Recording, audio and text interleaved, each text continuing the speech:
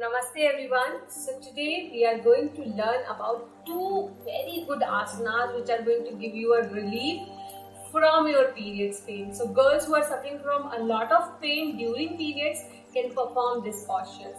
So how to perform? Just see. We need to sit in Bhagyashree in sideways. I'll show you. Stand up. Take hip distance between your knees and shoulder distance between your hands. Now your feet are in the relaxed mode and you can inhale slowly and arch your back. So this is going to relieve your back pain. Now exhaling, chin to the chest. Inhaling, look up and arch your back.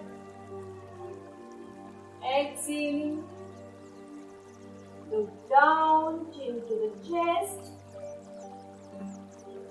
And slowly come in between and relax.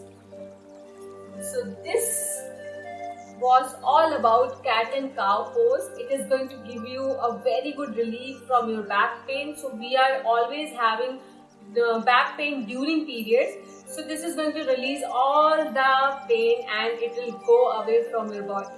So we can perform this posture at least 10 times and you can perform during the day almost 2 times or 3 times in a day so that it can give you more relief in your pain. Thank you so much for listening to me. Namaste.